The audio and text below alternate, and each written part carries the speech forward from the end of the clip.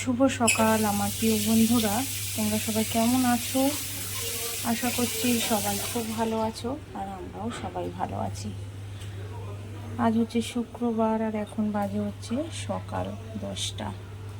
আমাদের সবাইকে সাথে নিয়ে আজকে আরেকটি নতুন ব্লগ আমি স্টার্ট করছি।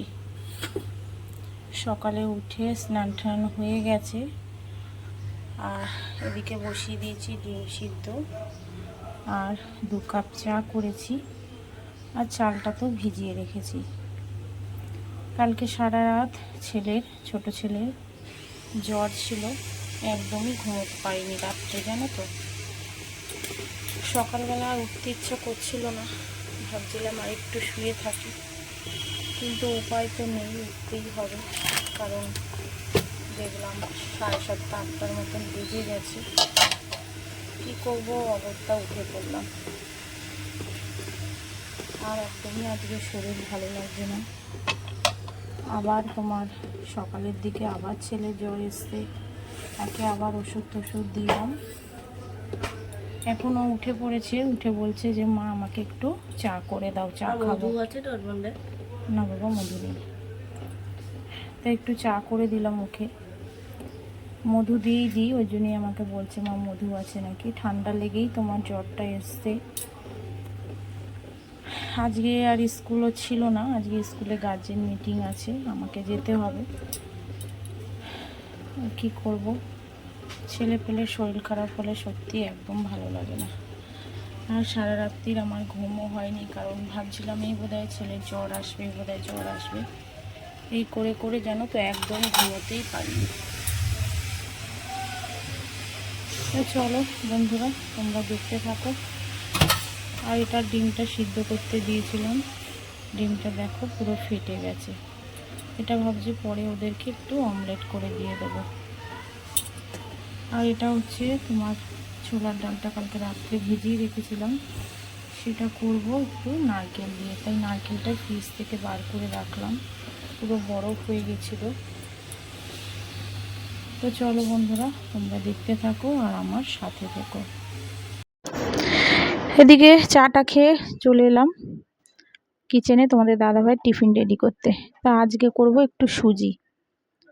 আজকে আর কুমড়ো আলুর তরকারি করব না, কারণ কুমড়োটা শেষ হয়ে গেছে। কালকে জানো তো একদম বলতেই ভুলে গেছিলাম, তা বলেও দিয়েছি যে আজ তরকারি করতে পারবো না। তা তোমাদের দাদাভাইও আর কিছু বলেনি, কারণ জানে ওরও শরীরটা ভালো লাগছে না। তাই বললো ঠিক আছে সুজি করে দাও, তাই দিয়েই খেয়ে নেব। আর এদিকে রুটিগুলোও ভেজে নিলাম, ওই গ্যাসে তো ভাতটা বসিয়ে দিয়েছিলাম। আর করব একটু ছোলার ডাল, তোমাদের দাদাভাইকে টিফিন রেডি করে দিয়েছি, সে নিয়ে চলে গেছে। আর একটু তোমার জিরে, তেজপাতা আর শুকনো লঙ্কা ফোড়ন দিয়েই তোমার ডালটা দেখো বসিয়ে দিয়েছি। একটু আদা বাটা আর একটু ধনে আর জিরে দিয়েই একদম সিম্পলভাবে করলাম, আর একটু নারকেল কুচিও দিয়েছিলাম। ওদিকে ছোলার ডালটা রেডি করে রেখে তারপরে দেখো ঘরে চলে এসেছি। ঘরও তো তোমার পরিষ্কার কিছুই করতে পারিনি। তো ওকে বললাম যে বাবু তুমি একটু আমার ঘরে গিয়ে বসো। আর জ্বরটা যখন আসছে তখনই ওর শরীরটা প্রচুরভাবে দুর্বল হয়ে যাচ্ছে, কিন্তু জ্বরটা আবার যখন ছেড়ে যাচ্ছে তখন কিন্তু আবার নর্মাল। তা যাই হোক, এখন আর সকালের দিকটা জ্বরটা এসেছিলো, তা এখন আবার নেই। তো ঠাকুমার ঘরে একটু ওরা 2 ভাই বসে একটু খেলছে বা টিভি দেখছে, যাই হোক হয়তো পড়ছে, সেটা বলতে পারবো না, কারণ আমি এই ঘরে রয়েছি। আর এদিকে দেখো ঘর ঠরগুলি তো তোমার পরিষ্কার করতেই হবে, কারণ ঘর ঠর তো নোংরা করে রাখলে তো হবে না। আর এটা ঠিকই, ঘর দেখবে যত অপরিষ্কার লাগে তত যেন মনে হয় শরীর খারাপ যেন কারো যেতেই চায় না। আর ঘরে যার কারোরই তোমার শরীর খারাপ হোক না কেন, ঘর দেখবে একটু পরিষ্কারভাবে ফিটফাটভাবে রাখলে শরীর খারাপও যেন ফাঁক থেকে পালিয়ে যায়। তা যাই হোক, ওদিকে ঘরটারগুলি পরিষ্কার করে দিয়ে আজকে করব একটু ডিমের ঝোল। তোমাদের দাদাভাই বললো তাহলে আর আজকে কিছু মাছ টাকা রান্না করতে হবে না, শুধু একটু ডিমের ঝোল রান্না করে রেখে দাও। তো সেটাই তোমার করছি। দেখো ডিমগুলিকে তোমার ভেজে নিলাম। পোলট্রির ডিম আজকে আর হাঁসের ডিম আনা হয়নি, আর তোমাদের দাদাভাই হাঁসের ডিম বেশি ভালোবাসে। তা শাশুড়ি এই সামনে আমাদের দোকান থেকেই ডিমগুলি নিয়ে এসছে। আর একটু তোমার যেমন ডিমের ঝোল করি, একটু আদা পেঁয়াজ রসুন দিইনি, সরি, রসুন তো ডিমের ঝোলে তোমাদের দাদাভাই খুব একটা খায় না, খুব কম দিই। তো যাই হোক, দিয়ে ভালো করে দেখো একটু কষিয়ে নিচ্ছি। আলুগুলি আগেই ভেজে রেখেছিলাম, আর দেখো ডিমগুলি তো ভেজেই নিয়েছি। ডিমের ঝোলটা এবার করে নেব, আর একটু নামানোর সময় গরম মশলাও দিয়ে দেবো। আজকে খুব বেশি ব্লগটা বড় করতে পারিনি, কারণ তোমার সত্যি বলতে আজকে নিজেরও মনটা ভালো লাগছিল না। নিজের শরীর দেখবে ভালো না লাগলে কোনো কিছু ইচ্ছা করে না। আর মানুষের রাত্রের ঘুমটাই হচ্ছে আসল। সেই রাত্রের ঘুম যদি তোমার ঠিক মতো না হয়, দেখবে কোনো কাজেই কিন্তু আর করতে ইচ্ছা করে না। বন্ধুরা, রান্নাবান্না মোটামুটি রেডি হয়ে গেল। এখন তোমার 2:30 মতন বাজে। বেশি কিছু রান্না করিনি, সত্যি বলতে একদমই আমার নিজেরও শরীর ভালো লাগছে না, কারণ কালকে একটু রাত্রিরে ঘুমাতে পারিনি। ছেলে তো ঘুমাতে পারিনি, আর আমিও একদমই ঘুমাতে পারিনি। রাত্রে তোমার কালকে ভালো ছেলে, জানো তো, সন্ধ্যার পরে তোমার চাউমিন খেলো, সব ঠিক আছে। তারপরে ঠিক 9টা 9:30টার দিকে বলছি, মা আমার শরীরটা একদম ভালো লাগছে না। আমি বললাম কেন? আমি আবার ভাবলাম কী বলো তো, বাচ্চা তো এক এক সময় পড়তে চায় না, তখন একটু দুষ্টামি করে যে মা শরীর ভালো লাগছে না, পেটে ব্যথা করছে, আমার ঘুম পাচ্ছে, এরকম অনেক সময় বলে। তা আমিও ভেবেছি বোধহয় সেরকমই। ওর যে ভেতরে কষ্ট ছিল সেটা একদম বুঝতে পারিনি। তারপরে দেখি পড়তে পড়তে চোখগুলো একটু লাল লাল লাগছিলো, তখনই আমার মনটা একটু কেমন লাগলো যে লাল লাগছে কেন বলে গাটা যখন হাত দিলাম, দেখলাম একটু গরম গরম হয়েছে। তখন বললাম তাহলে ছেলেদের থাক, করতে হবে না, উঠে পড়ে। তা ওই 10:30টার মতন পরে উঠে পড়েছিল। ভাতটাও মোটামুটি ও ঠাকুমা খাইয়ে দিয়েছিল, 1 গাল কি 2 গালের মতন খেয়ে আর খাইনি। তারপরে তোমার 11টা কি 11:30 এরকম হবে, তারপর পুরো একদম জ্বর এসে গেছে। পুরো তোমার এই আসাতেই মানে 102 উঠে গেছে। তবে তো ঘরে যাই হোক ওষুধ ছিল, খাওয়ালাম। আর ঘুমাইনি, অনেক পরে রাত্রি 1টা 1:30টার পরে তারপর তোমার জ্বরটা একটু নেমে যাওয়াতে ঘুমিয়েছে। ও ঘুমালে কী হবে, আমার তো ঘুম আসছিল না, ভাবছি এই বোধহয় আরও জ্বর উঠে যাচ্ছে। এক এক সময় ওকে ওষুধ ধরো খাওয়ানোর অনেক পরে জ্বর নামে। আবার একদিন তো তোমার এমন হয়েছে জানো তো, সে জ্বরের ওষুধ খাইয়েছি, জ্বর নামেনি।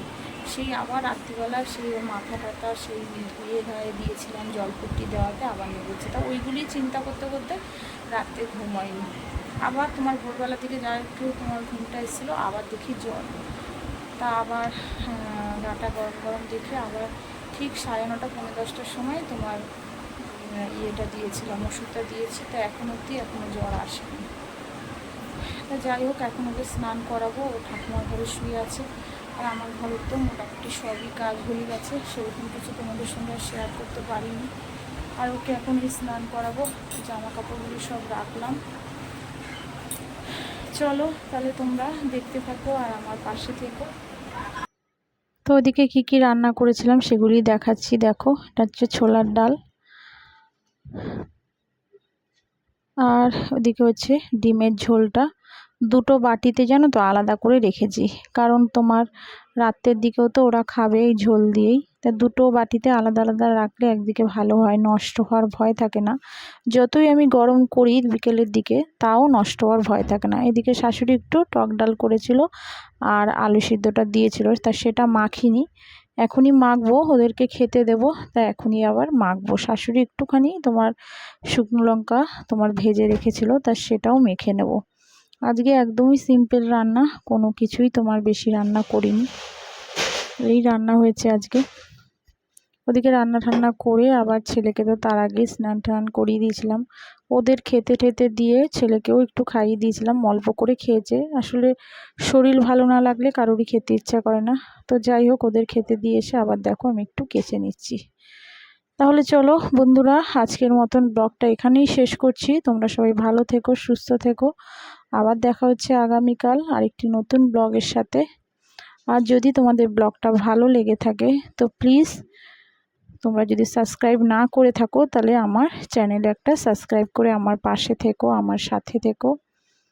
আর তোমরা যারা যারা সাবস্ক্রাইব করছো বা বারবার বলছো যে পাশে থাকছি, এই সমস্ত প্লিজ কমেন্টসে লিখো না। মানে কমেন্টে লিখলে কিন্তু এগুলি ঠিক না লেখা। আমি ঠিক তোমরা যারা যারা আমার পাশে রয়েছো, আমি কিন্তু তোমাদের পাশে ঠিক থাকবো। ওরকম লিখো না কমেন্ট করে। তো যাই হোক বন্ধুরা, যদি আমার কথা খারাপ লেগে থাকে তাহলে সরি।